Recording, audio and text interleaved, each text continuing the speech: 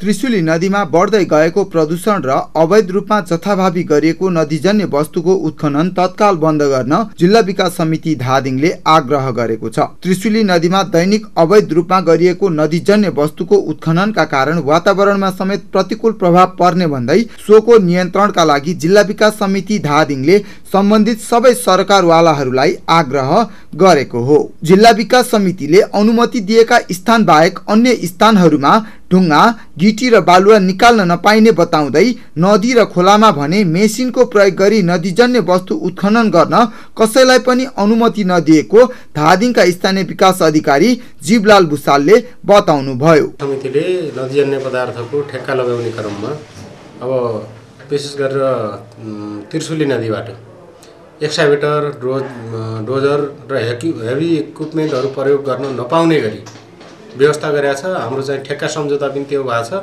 त्यो भएर त्यहाँ लगाउन नपाउने नै हो। स्टक कसैले पनि हामीसित प्रमाणित गरेको छैन र हामीले ठेक्का लगाएको ठेकेदारले निकालेको बाहेक अरू मेटेरियल चाहिँ त्यो अवैध हो, त्यो चाहिँ जफत गर्नुपर्ने हुन्छ।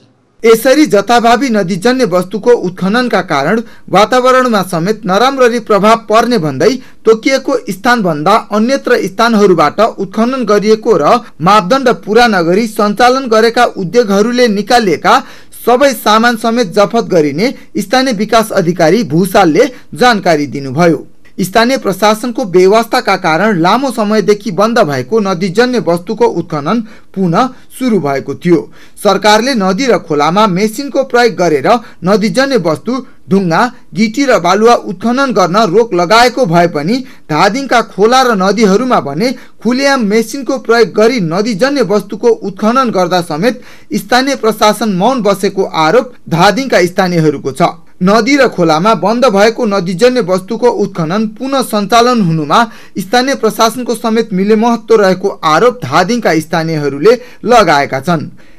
ज्यादती बढेर गएको छ र योभन्दा अघिल्लो सिडिओ विश्वप्रकाश सुवेदीको पालामा हाम्रो प्रयत्नले पनि त्यसलाई हामीले नियमित गर्नको निम्ति र त्यसलाई एकदम एउटा चाहिँ नियन्त्रण गर्नको निम्ति हामीले भूमिका निर्वाह गरेका थियौँ। तर अहिले पुरानो सिडिओ सरुवा र नयाँ सिडिओको आगमन भएपछि त्रिशुलीमाथिको दोहन अथवा नदीहरूमाथिको दोहन र खुलेआम उत्खनन र त्यो पनि अवैध रूपमा ज्यादती रूपमा चाहिँ एकदम बढेर गएको छ र यसमा चाहिँ कुरा हामीले सुनेसम्म यहाँ बाहिर बजारमा आएको हल्लासम्म हेर्दाखेरि कुरा के देखिन्छ भन्दाखेरि यसमा ठुलो आर्थिक लेनदेनसम्म पनि भएको भन्ने एउटा हल्ला र चर्चा आइरहेको छ।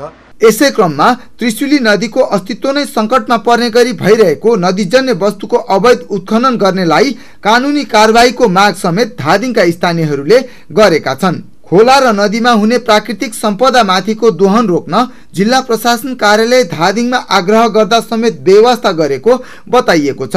नदी र खोलामा जथाभावी मेसिनको प्रयोगका कारण नदीले धार नै परिवर्तन गर्न थालेको छ भने खोलाहरू त भासिएर पानी नै सुक्न थालिसकेको छ। यसै गरी जिल्ला विकास समिति धादिङले जिल्लामा दर्ता भई सञ्चालित क्रसर उद्योग र बालुवा धुने फिरफिरेहरूलाई नेपाल सरकारको निर्णय अनुसार जारी भएको मापदण्ड पूरा गरी सञ्चालन गर्न समेत आग्रह गरेको छ। अन्यथा उद्योग नै बन्द गर्नुपर्ने चेतावनी समेत दिएको छ। शिव सिलवाल, नेपाल टेलिभिजन, धादिङ।